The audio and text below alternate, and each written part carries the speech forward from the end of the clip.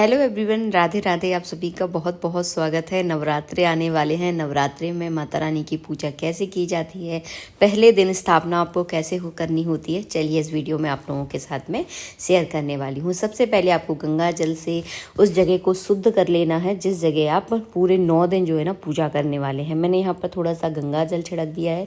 इसके बाद इस जगह को मैं थोड़ी सी हल्दी लेकर जो है ना लीप लूँगी।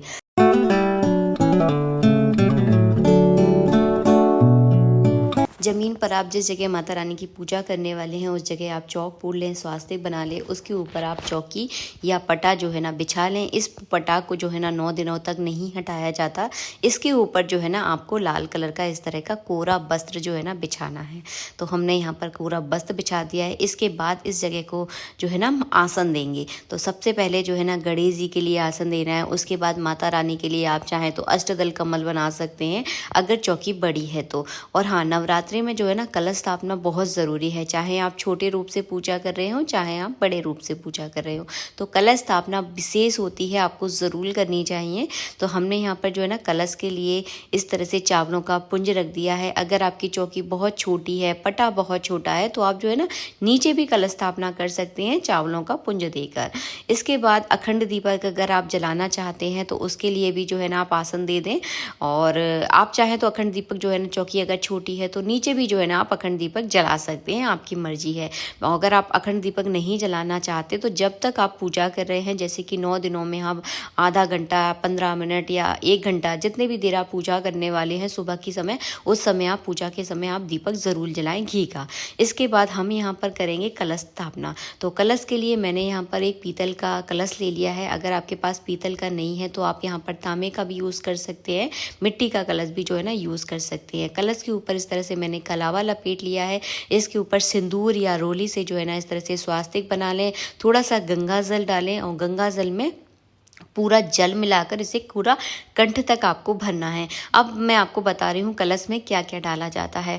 हल्दी की काट लेना है, सिपाड़ी लेना है, थोड़ी सी चावल लेना है, और दूबा लेनी है, फूल लेना है, थोड़ी सी रोली लेनी है, और इन सारी चीज़ों को जो है ना आपको कलश के अंदर डाल देना है। 1 रुपए का सिक्का भी आपको ज़रूर चाहिए, इस बात का आप ध्यान रखें। सिक्का आप चाहें तो चांदी का यूज़ कर सकते हैं, आप चाहें तो नॉर्मल जो कॉइन होता है वो भी आप इसमें डाल सकते हैं। इसके बाद हम लेंगे यहाँ पर अशोक के या आम के पत्ते। तो जो भी आपको उपलब्ध हो जाए वो पत्ते आप ले लें। उनको इस तरह से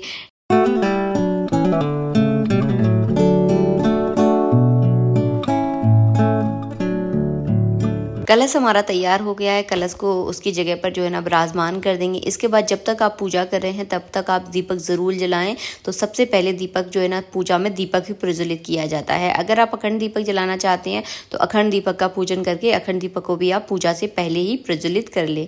इसके बाद आपको दीपक का पूजन करना है तो थोड़ी रूली चावल चढ़ाकर हमने यहाँ पर दीपक का पूजन कर दिया है। और एक फूल भी जो है ना इस तरह से आप चढ़ा दें तो दीपक का बिल्कुल सरल सिंपल तरह से जो है ना आपको पूजन करना है। इसके बाद अगर आप जवारे अगर बोना चाहते हैं तो इस तरह का मिट्टी का कुंडा आपको मिल जाएगा, उसमें जो है ना जवारे बोए जाते हैं। अगर आप इस पर वीडियो देखना चाहते हैं तो मैं जल्दी से जल्दी आप लोगों के लिए अपलोड कर दूंगी। जवारे आप चाहें तो माता रानी के सामने बो सकते हैं, आप चाहें तो उनके दाहिनी ओर भी आप जवारे रख सकते हैं। आपके पास जैसी देखिए जगह हो उस हिसाब से जो है ना इस कार्य को आप कर सकते हैं। अपने हाथ में एक फूल लेना है, थोड़े से चावल लेने हैं। पूजा में सबसे पहले सभी देवी देवताओं का, अपने घर की कुल देवी का आपको मन में ध्यान करना है। और गणेश जी का ध्यान आपको ज़रूर करना है, माता रानी का आपको ध्यान ज़रूर करना है। और ध्यान करने के बाद पुष्प और चावल को जो है ना माता रानी के ऊपर आपको चढ़ा देना है।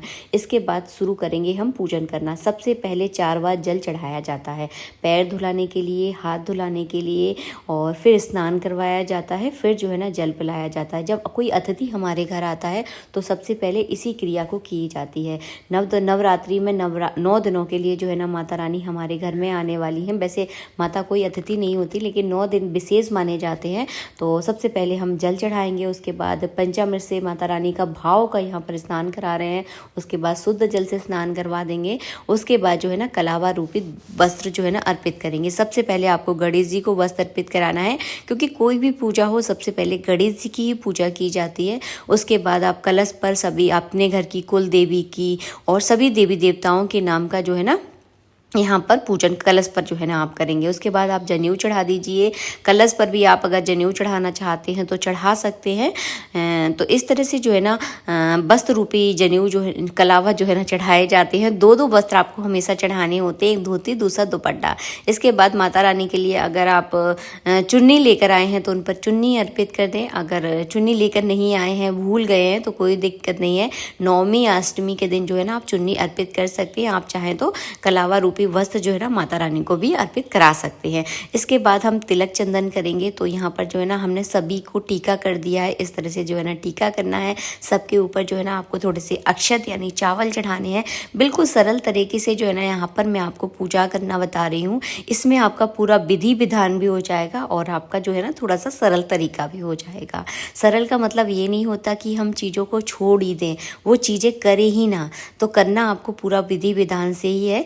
इसके बाद जो है ना हमने यहाँ पर माता रानी को इत्र लगा दिया है। इत्र लगाना बहुत आवश्यक होता है, हर वीडियो में कहती हूँ इत्र आप ज़रूर लगाएं।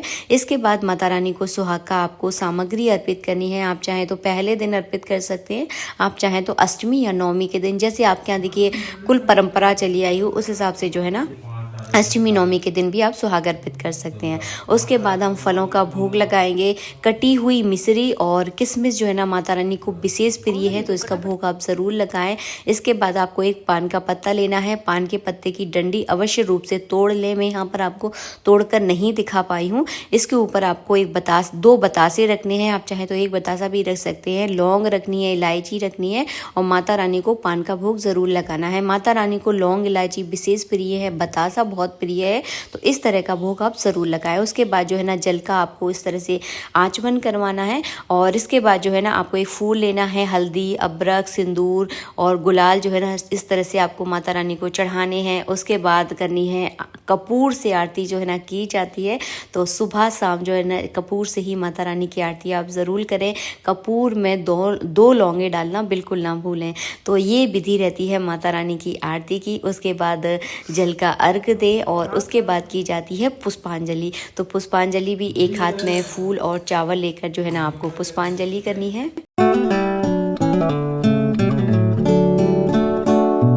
पुष्पांजलि करने के बाद समाप्त हो जाती है पूजा।